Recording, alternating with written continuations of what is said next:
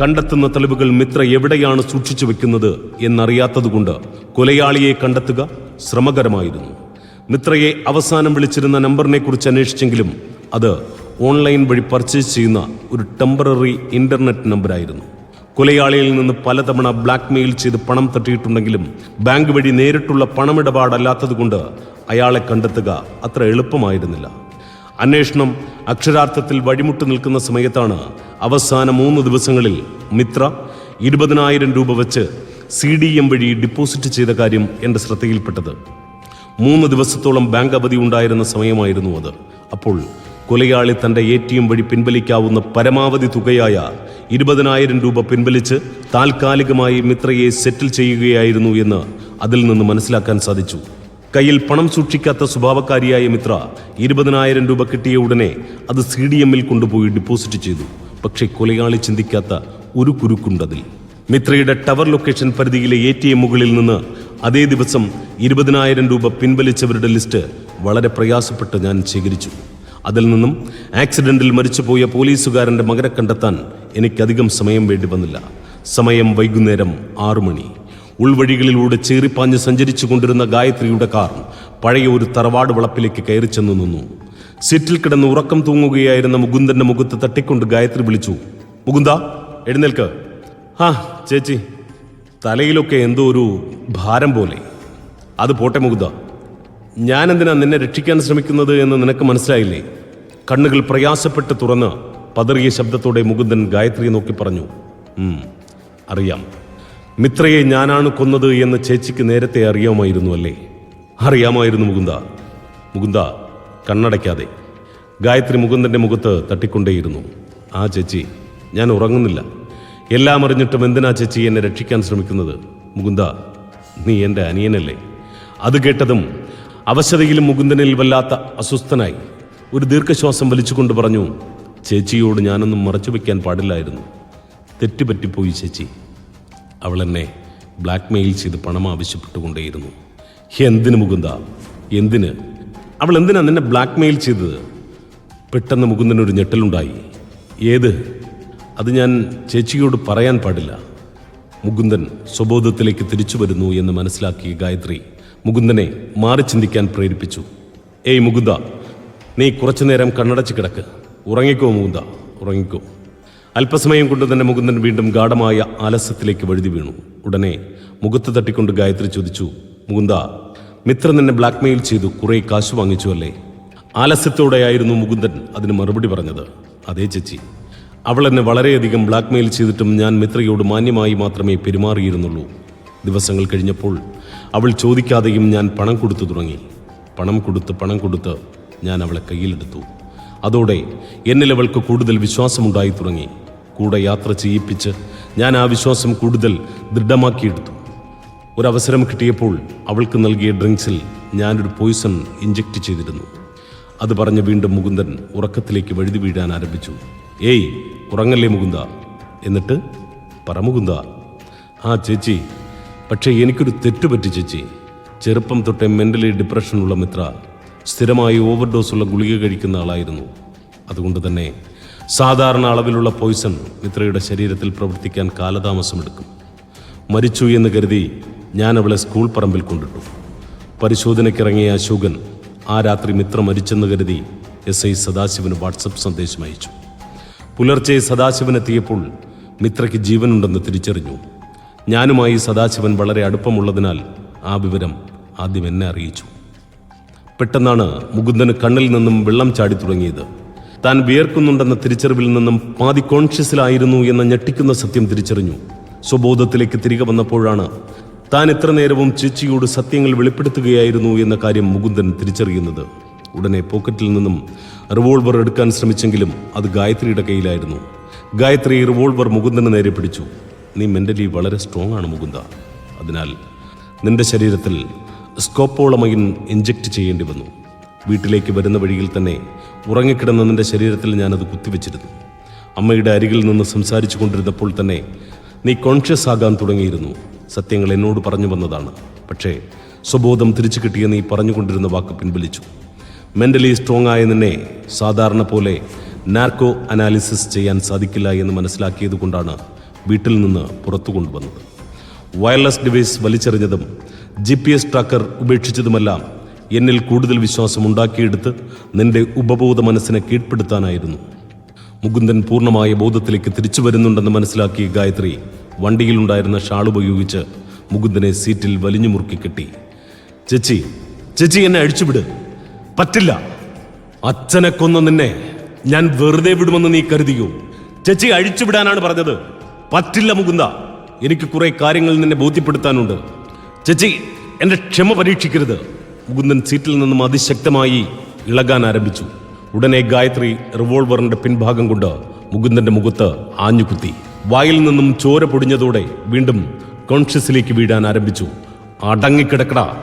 ആ രാത്രി അശോകന്റെയും സഹദേവന്റെയും സഹായത്തോടെ മിത്രയെ നീ ഇല്ലാതാക്കി. സ്വന്തം അച്ഛനെ മരണത്തിലേക്ക് തള്ളിവിട്ട രഹസ്യം പുറത്തു വരുമെന്ന ഭയം കാരണം എല്ലാ തെളിവുകളും നശിപ്പിക്കാൻ പോസ്റ്റ്മോർട്ടം റിപ്പോർട്ട് നേരത്തെയാക്കാൻ സഹായിച്ച ഡോക്ടർ വിമലയെയും വിവരങ്ങൾ അറിയാവുന്ന അശോകനെയും സദാശിവനെയും നീ കൊന്നു. അതെ ചേച്ചി, എല്ലാവരെയും ഞാനാണ് കൊന്നത്.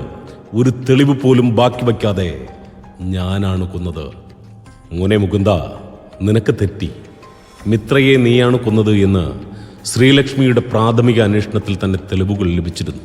കൊലയാളി ഒരു പോലീസ് മേധാവി ആയതുകൊണ്ട് തന്നെ കേസ് തന്റെ കയ്യിൽ ഒതുങ്ങില്ല എന്ന് മനസ്സിലാക്കിയത് കൊണ്ടാണ് കമ്മീഷണർ ഹബീബ് റഹ്മാനെ വിവരമറിയിച്ചത്. കമ്മീഷണർ വിവരം സത്യേട്ടനെയും ഉന്നത പോലീസ് മേധാവികളെയും അറിയിക്കുകയായിരുന്നു. അതുകൊണ്ട് തന്നെയാണ് അന്വേഷണ ചുമതല സർക്കാർ നിന്നെ ഏൽപ്പിക്കാതിരുന്നത്. സത്യത്തിൽ ക്രൈംബ്രാഞ്ച് എന്ന കേസ് അവസാനിപ്പിച്ചിരുന്നില്ല. SP വേണുഗോപാലിന്റെ നേതൃത്വത്തിൽ നിനക്കെതിരെ അന്വേഷണങ്ങൾ അപ്പോഴും നടക്കുന്നുണ്ടായിരുന്നു. ശ്രീലക്ഷ്മിയുടെ അന്വേഷണ മികവ് മനസ്സിലാക്കി അവളുടെ സഹായവും അവർ സ്വീകരിച്ചു. അന്വേഷണത്തിന്റെ എല്ലാ നൂലാമാലകളും അറിയുന്ന നിന്നെപ്പോലൊരാൾ കൊലപാതകങ്ങൾ ചെയ്യുമ്പോൾ എല്ലാ തെളിവുകളും നശിപ്പിക്കുമെന്ന് ക്രൈംബ്രാഞ്ച് സംഘത്തിനറിയാം. അങ്ങനെയുള്ള നിന്നിൽ നിന്ന് തെളിവുകൾ ശേഖരിക്കാൻ മറ്റു മാർഗങ്ങൾ ഇല്ലാത്തതുകൊണ്ടാണ് 7 ദിവസത്തെ അന്വേഷണ ചുമതല നിനക്ക് നൽകിയത്. അവസാന തെളിവും നശിപ്പിക്കാൻ നീ ആ ദിവസങ്ങൾ ഉപയോഗപ്പെടുത്തുമെന്നറിയാം. അങ്ങനെ നീ ഉണ്ടാക്കിയെടുക്കുന്ന കൃത്രിമ തെളിവുകളിൽ നിന്ന് തന്നെ നിനക്കെതിരെ തെളിവ് ശേഖരിക്കാനും മാനസികമായി നിന്നെ തളർത്തി പുതിയ തെളിവുകൾ ഉണ്ടാക്കാനുമായിരുന്നു ക്രൈംബ്രാഞ്ചിന്റെ പിന്നീടുള്ള ശ്രമങ്ങൾ. ഫാദർ വിൻസെന്റ് ആണെന്ന് പറഞ്ഞ് നീ പരിചയപ്പെട്ട 2 പേരും ക്രൈംബ്രാഞ്ച് അന്വേഷണ വിഭാഗത്തിലെ ഉദ്യോഗസ്ഥരാണ്. ശവപ്പെട്ടിക്കാരൻ പൗലോസ്, നിനക്ക് വഴി പറഞ്ഞു തന്ന 2 പേർ എന്നുവേണ്ട അഷ്റഫ് പോലും ക്രൈംബ്രാഞ്ചിന്റെ രഹസ്യാന്വേഷണ വിഭാഗത്തിലെ അംഗങ്ങളാണ്. മേഘയാണെന്ന് പറഞ്ഞ് നിനക്ക് കാണിച്ചു തന്നത് കൃത്രിമമായി നിർമ്മിച്ചെടുത്ത ശ്രീലക്ഷ്മിയുടെ ഫോട്ടോയായിരുന്നു. അതുപോലെ നീ രഘുവിനെ കോൾ ചെയ്യുമ്പോൾ രഘു ക്രൈംബ്രാഞ്ച് കസ്റ്റഡിയിലായിരുന്നു. ആക്സിഡന്റിൽ മരിച്ചുപോയ അഷ്റഫിന്റെ ഫോട്ടോയ്ക്ക് പകരം ക്രൈംബ്രാഞ്ച് ഉദ്യോഗസ്ഥനായ വിമലിന്റെ ഫോട്ടോ നിനക്കയച്ചു തരാൻ രഘു അന്ന് നിർബന്ധിതനായിരുന്നു. 10 പേരടങ്ങുന്ന ക്രൈംബ്രാഞ്ച് സംഘം സദാസമയവും നിനക്ക് പിറകെ തന്നെ ഉണ്ടായിരുന്നു. മുകുന്ദ, അന്വേഷണത്തിനായി നിനക്ക് നൽകിയ 7 ദിവസം നീ എന്തൊക്കെ ചെയ്യണം, എവിടെയൊക്കെ സഞ്ചരിക്കണം, ആരെയൊക്കെ കാണണം എന്നുള്ള കൃത്യമായ പ്ലാനിംഗ് അവരുടെ കൈവശമുണ്ടായിരുന്നു. അഥവാ നീ വഴിതെറ്റി സഞ്ചരിക്കുകയാണ് എങ്കിൽ നിന്നെ അവരുടെ പരിധിയിൽ കൊണ്ടുവരാൻ ഞാനും സത്യേട്ടനും മുഴുവൻ പോലീസ് ഡിപ്പാർട്ട്മെന്റും പ്രയത്നിച്ചിരുന്നു. ക്രൈംബ്രാഞ്ചിന്റെ അന്വേഷണം വഴിമുട്ടി അവസാനിപ്പിച്ചു എന്ന് വിശ്വസിച്ച് സമാധാനത്തോടെ കഴിഞ്ഞിരുന്ന നിന്റെ അരികിൽ ശ്രീലക്ഷ്മി വന്നത് നിനക്കുള്ള കെണിയൊരുക്കാനായിരുന്നു. ഹെഡ് കോൺസ്റ്റബിൾ അശോകൻ അയച്ച വീഡിയോയിൽ മിത്ര മരിച്ചിട്ടില്ല എന്ന ഏറ്റവും സുപ്രധാനമായ തെളിവ് നിനക്ക് കാണിച്ചു തന്നതോടെ അന്വേഷണം നിന്നിലേക്കാണ് എന്ന ഭയപ്പെടുത്തുന്ന സത്യം നീ തിരിച്ചറിഞ്ഞു. അതുകൊണ്ട് തന്നെ ശ്രീലക്ഷ്മി കണ്ടെത്തിയ മറ്റ് തെളിവുകൾ എന്തൊക്കെയാണെന്നറിയാനും അവ ഇല്ലാതാക്കാനും നീ അവരുടെ കൂടെ തന്നെ സഞ്ചരിച്ചു. കൊലയാളി മിത്രയാണെന്ന് ശ്രീലക്ഷ്മി പറയുന്നുണ്ടെങ്കിലും അവൾക്ക് നിന്നെയും സംശയമുണ്ടെന്ന് തോന്നിപ്പിക്കാൻ വേണ്ടി തന്നെയായിരുന്നു കൊലയാളി നിനക്ക് മാത്രം എന്തേ സന്ദേശം അയക്കാതിരുന്നത് എന്ന് ശ്രീലക്ഷ്മി ചോദിച്ചത്. അപ്പോഴാണ് നിനക്ക് പറ്റിയ വലിയ പിഴവ് നീ ആദ്യം തിരിച്ചറിയുന്നത്. ആ പിഴവ് തിരിച്ചറിഞ്ഞാൽ അത് നികത്താൻ പോംവഴികൾ തേടുമെന്നറിയാം. അങ്ങനെ ഉയർന്ന മാനസിക സമ്മർദ്ദത്തിലുണ്ടായിരുന്ന നിന്റെ മുൻപിൽ മനഃപൂർവ്വം ഇട്ടുതന്നതാണ് MLA രാജശേഖരന്റെ കേസ്. സത്യത്തിൽ അങ്ങനൊരു കേസ് ഞാൻ ഏറ്റെടുത്തില്ല. നിന്റെ മുന്നിൽ അവതരിക്കാൻ ക്രൈംബ്രാഞ്ച് സംഘം നൽകിയ വെറും ഒരു സ്റ്റോറി മാത്രമായിരുന്നു അത്. മാസങ്ങൾക്ക് മുൻപ് തന്നെ അങ്ങനെ ഒരു കേസ് നടക്കുന്നുണ്ടോ എന്ന് നിന്നെ തെറ്റിദ്ധരിപ്പിച്ചു. എൻ്റെ ഓഫീസിൽ നിന്ന് നീ കണ്ടെടുത്ത ഫയലുകൾ ക്രൈംബ്രാഞ്ച് സംഘം കൃത്രിമമായി നിർമ്മിച്ചതാണ്. നിനക്ക് വ്യാജ തെളിവുകൾ ഉണ്ടാക്കാൻ ഉതകുന്ന രീതിയിൽ മിത്ര കൊലക്കേസിലെ മുഴുവൻ പേരെയും അതിൽ ഉൾപ്പെടുത്തിയതും അതിനുവേണ്ടിയായിരുന്നു. ഞാൻ പറഞ്ഞു തന്ന സ്റ്റോറി ഉപയോഗിച്ച് നീ പുതിയ കഥ മെനഞ്ഞുണ്ടാക്കി നിനക്ക് വന്ന സന്ദേശമാണെന്ന് പറഞ്ഞ് എൻ്റെയും രാജശേഖരൻ്റെയും പേര് ചേർത്ത് കൃത്രിമമായ തെളിവുകൾ ഉണ്ടാക്കിയതോടെ നിനക്കുള്ള ആദ്യത്തെ പൂട്ട് വീണിരുന്നു. അതോടെ നീയാണ് കൊലയാളി എന്നുള്ള സത്യം ഞാൻ ആദ്യമായി തിരിച്ചറിഞ്ഞു. പ്രധാനമായും ക്രൈംബ്രാഞ്ചിന് കണ്ടെത്തേണ്ടത് 2 കാര്യങ്ങളായിരുന്നു. 1, മിത്രയുടെ ശരീരം നീ എവിടെയാണ് മറവ് ചെയ്തത്. 2, നിനക്കൊരു സഹായിയുണ്ട്. ആരാണയാൾ? മിത്രയുടെ ശരീരം റീപോസ്റ്റ്മോർട്ടത്തിനായി പുറത്തെടുത്ത ദിവസം മടങ്ങി വരുന്ന വഴിയിൽ നീ മനഃപൂർവ്വം ഒരു ആക്സിഡന്റ് ഉണ്ടാക്കിയിരുന്നു. ആ ആക്സിഡന്റ് കൊണ്ട് നിനക്ക് 2 കാര്യങ്ങൾ സാധിച്ചെടുക്കാനുണ്ടായിരുന്നു. എൻ്റെ സഹതാപം പിടിച്ചുപറ്റി രാജശേഖരന്റെ കേസിൽ നിനക്ക് ഇൻവോൾവ് ആകണമായിരുന്നു. 2, മിത്രയുടെ നമ്പറിൽ നിന്ന് നിനക്ക് മെസ്സേജ് വരുന്നുണ്ടെന്ന് ബോധ്യപ്പെടുത്തണമായിരുന്നു.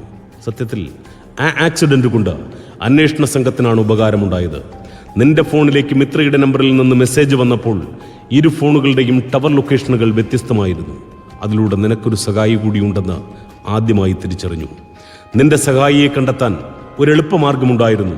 മിത്രയുടെ ഫോൺ കണക്റ്റ് ആവുന്ന എല്ലാ ടവർ ലൊക്കേഷനുകളിലും അതേസമയം കണക്റ്റ് ആവുന്ന മറ്റു നമ്പറുകൾ കേന്ദ്രീകരിച്ച് ഒരു അന്വേഷണം നടത്തി. അതിൽ നിന്നും രാജസ്ഥാൻ സ്വദേശിയായ അസറാണ് നിന്റെ സഹായി എന്ന് മനസ്സിലാക്കാൻ സാധിച്ചു. അസറിന്റെ നമ്പർ കണ്ടെത്തിയതോടെ സംഗതി എളുപ്പമായി. ക്രൈംബ്രാഞ്ച് ആദ്യം തന്നെ അസറിന്റെ നമ്പർ ഹൈജാക്ക് ചെയ്തു. അതോടെ നീയും അസറുമായുള്ള കോണ്ടാക്ട് അവസാനിച്ചു. പിന്നെ നീയാണെന്ന തരത്തിൽ ക്രൈംബ്രാഞ്ച് സംഘമാണ് അസറിന് മെസ്സേജുകൾ അയച്ചത്. ശ്രീലക്ഷ്മി മിസ്സിംഗ് ആയ ആ രാത്രി ഉടുവള്ളിയിലെ ബസ് സ്റ്റാൻഡിൽ ഒരു കറുത്ത അംബാസഡർ കാർ ഉണ്ടെന്നും അതിൽ ശ്രീലക്ഷ്മിയുടെ യൂണിഫോം ഉണ്ടെന്നും മറവ് ചെയ്ത മിത്രയുടെ ശരീരത്തിൽ ശ്രീലക്ഷ്മിയുടെ യൂണിഫോം ധരിപ്പിച്ച് വരിയിലം എന്ന സ്ഥലത്ത് കൊണ്ടുവയ്ക്കാൻ ഒരു പരീക്ഷണാടിസ്ഥാനത്തിൽ സന്ദേശം അയച്ചു നോക്കി. ക്രൈംബ്രാഞ്ച് സംഘത്തെ ഞെട്ടിച്ചുകൊണ്ട് എവിടെയോ ഫ്രീസറിൽ സൂക്ഷിച്ചിരുന്ന മിത്രയുടെ ശരീരം പുറത്തെടുത്ത് അയാൾ വരിയിലം എന്ന സ്ഥലത്ത് കൊണ്ടുവച്ചു. പിന്നെ നിന്റെ സ്ഥിരം പാറ്റേണിൽ കൃത്രിമ തെളിവുകൾ ഉണ്ടാക്കി. പോകുന്ന വഴിയിൽ മിത്രയുടെ ഫോൺ സ്വിച്ച് ഓൺ ചെയ്ത് ഫോട്ടോയും വീഡിയോയും നിന്റെ നമ്പറിലേക്ക് ഫോർവേഡ് ചെയ്തു. പക്ഷേ ആ മെസ്സേജുകൾ ലഭിക്കുന്നത് ക്രൈംബ്രാഞ്ചിനാണ്. ക്രൈംബ്രാഞ്ച് അതിലെ ഫോട്ടോ മോർഫ് ചെയ്ത് ശ്രീലക്ഷ്മിയുടെ മുഖം തിരികെ കയറ്റി മിത്രയുടെ നമ്പറിൽ നിന്നെന്ന വ്യാജേന നിന്റെ ഫോണിലേക്ക് അയച്ചു തന്നു. നിനക്കെതിരെയുള്ള എല്ലാ തെളിവുകളും ശേഖരിച്ചു കഴിഞ്ഞ അന്വേഷണ സംഘത്തിന് അവസാനമായി ലഭിക്കേണ്ട ഉത്തരം ഒന്നു മാത്രമായിരുന്നു: മിത്രയെയും മറ്റുള്ളവരെയും നീ എങ്ങനെ കൊന്നു? ആ ചോദ്യത്തിനുത്തരം നിനക്ക് മാത്രമേ പറയാൻ സാധിക്കുകയുള്ളൂ. നിന്നിൽ നിന്നും അത് പുറത്തു കൊണ്ടുവരിക അത്ര എളുപ്പമുള്ള കാര്യമല്ല എന്നറിയാം. അതിനുവേണ്ടിയാണ് നിന്നെ മാനസികമായി തളർത്താൻ തീരുമാനിച്ചത്. പിന്നീട് നിന്റെ മുന്നിൽ ഇറങ്ങിയേറിയ എല്ലാ സംഭവങ്ങളും അതിനുവേണ്ടി ക്രിയേറ്റ് ചെയ്തതാണ്. മിത്രയുടെ ശരീരം ഉപേക്ഷിച്ച് മടങ്ങിയ അസർ എല്ലാം കഴിഞ്ഞ് കാറിലിരിക്കുകയായിരുന്നു. അയാളുടെ ശ്രദ്ധയിൽപ്പെടാതെ ക്രൈംബ്രാഞ്ച് സംഘത്തിലെ ഫാദർ വിൻസെന്റായി വന്ന വിമലും ശ്രീലക്ഷ്മിയും ചേർന്ന് അനസ്തറ്റിക് സ്പ്രേ ഉപയോഗിച്ച് അസറിനെ ബോധരഹിതനാക്കി. അതിനുശേഷം അയാളെ കാറിന്റെ ഡിക്കിയിലിട്ടു. അസറിനെ വെച്ച് പുതിയൊരു പ്ലാൻ ക്രിയേറ്റ് ചെയ്യാനായിരുന്നു തീരുമാനം. അതിനുവേണ്ടി ആ വാഹനവുമായി ക്രൈംബ്രാഞ്ച് സംഘത്തിന്റെ അരികിലേക്ക് പോവുകയായിരുന്നു ഇരുവരും. പോലീസ് അനൗൺസ്മെന്റും കേട്ട് ശ്രീലക്ഷ്മി യഥാർത്ഥത്തിൽ മരിച്ചു എന്ന് നീ വിശ്വസിച്ചു. ശ്രീലക്ഷ്മിയുടെ അന്വേഷണത്തിൽ അസറിനെ കണ്ടെത്തുകയും അസർ അവളെ കൊന്നതായിരിക്കുമെന്ന് നീ തെറ്റിദ്ധരിച്ചു. അസറിന്റെ ടവർ ലൊക്കേഷൻ കൺട്രോൾ റൂമിൽ നിന്ന് കിട്ടിയ ഉടനെ ഊടുവഴികളിലൂടെ സഞ്ചരിച്ചു ചെന്നപ്പോൾ വിമലും ശ്രീലക്ഷ്മിയും നിന്റെ മുന്നിൽ പെടുകയായിരുന്നു. ഉടനെ പ്ലാൻ മാറ്റേണ്ടി വന്നു. എല്ലാ സജ്ജീകരണങ്ങളും ഒരുക്കിയ ആ കാറിനകത്തു നിന്നും ഫാദർ വിൻസെന്റിന്റെ ലോക ശ്രീലക്ഷ്മിയെ ധരിപ്പിക്കുകയും സ്വന്തം കൈമുറിച്ച് രക്തമുണ്ടാക്കി ബനിയലിലും ശ്രീലക്ഷ്മിയുടെ ദേഹത്തും തേച്ചു പിടിപ്പിക്കുകയും ചെയ്തു. നിന്റെ കൂടെ ഹോസ്പിറ്റലിൽ വരാൻ വിമൽ കൂടി നിർബന്ധിതനായപ്പോൾ കാർ അവിടെ ഉപേക്ഷിക്കേണ്ടി വന്നു. വിമലും ശ്രീലക്ഷ്മിയും ഹോസ്പിറ്റലിലേക്ക് പോയപ്പോൾ നീ എൻ്റെ അരികിലേക്ക് വന്നു. അതിനിടയിൽ ഡിക്കിയിൽ നിന്ന് ബോധം തിരിച്ചു കിട്ടി പുറത്തേക്ക് വന്ന അസറിന് ശ്രീലക്ഷ്മി ഹോസ്പിറ്റലിൽ ഉണ്ടെന്നും അവളെ ഇല്ലാതാക്കാനും ക്രൈംബ്രാഞ്ച് സന്ദേശം നൽകി. അതുപ്രകാരം പോയിസണുമായി അയാൾ ആശുപത്രിയിലേക്ക് ചെന്നു. റൂം നമ്പർ 75-ൽ ശ്രീലക്ഷ്മിയെ അഡ്മിറ്റ് ചെയ്തിട്ടുണ്ടെന്ന് തെറ്റായ സന്ദേശം നൽകി. അതിനകത്തുണ്ടായിരുന്ന ക്രൈംബ്രാഞ്ച് സംഘം അസറിനെ അറസ്റ്റ് ചെയ്യുകയായിരുന്നു. പെട്ടെന്നുണ്ടായ പ്ലാൻ ചേഞ്ചിങ് ആയതുകൊണ്ട് അവിടെ ആശയവിനിമയത്തിന്റെ ചെറിയ തെറ്റുപറ്റിയിരുന്നു. റൂം നമ്പർ അസറിനെ അറിയിക്കാൻ പറഞ്ഞപ്പോൾ തെറ്റിദ്ധാരണയുടെ പുറത്ത് വിമൽ നിന്നെ വിളിച്ച് റൂം നമ്പർ പറഞ്ഞു തന്നു. തെറ്റ് മനസ്സിലാക്കി ആ വിവരം എന്നെ അറിയിച്ചതുകൊണ്ടാണ് ഹോസ്പിറ്റലിലേക്ക് പോകുന്ന യാത്ര ഞാൻ വളരെ ദൈർഘിപ്പിച്ചത്. ഇടയിൽ ഞാൻ കോൾ ചെയ്തത് ക്രൈംബ്രാഞ്ച് സംഘത്തെയായിരുന്നു. ഹോസ്പിറ്റലിലുണ്ടായിരുന്ന നിന്റെ വാഹനം അവിടെ നിന്ന് കൈതക്കുന്ന് കൊണ്ടുപോയത് ക്രൈംബ്രാഞ്ച് സംഘത്തിലെ അലക്സ് ആയിരുന്നു. അതുകൊണ്ടാണ് GPS ട്രാക്കർ ചർച്ചിന് മുന്നിൽ അവസാനിച്ചത്. എല്ലാ CCTV ഫുട്ടേജുകളും എടുത്തു കളഞ്ഞ് ഒരു ദിവസം മുന്നേയുള്ള ഫുട്ടേജുകൾ ആഡ് ചെയ്തുകൊണ്ടാണ് ശ്രീലക്ഷ്മിയുടെ ദൃശ്യങ്ങൾ നിനക്ക് ലഭിക്കാതെ വന്നത്. ഗായത്രി പറഞ്ഞു തീർന്നതും വാഹനത്തിനു ചുറ്റും പോലീസുകാർ വളഞ്ഞു തുടങ്ങി. ക്രൈംബ്രാഞ്ച് സംഘം അറസ്റ്റ് ചെയ്തുകൊണ്ട് പോകുന്നതിനിടയിൽ മുകുന്ദനെ തടഞ്ഞു നിർത്തിക്കൊണ്ട് ഗായത്രി പറഞ്ഞു, നീ പേടിക്കേണ്ട മുകുന്ദ, കോടതിയിൽ നിന്നും പരമാവധി ശിക്ഷ നിനക്ക് വാങ്ങിത്തരുന്നത് ഞാനായിരിക്കും. ഇൻവെസ്റ്റിഗേഷൻ. രചന തൻസീർ ഹാഷിം.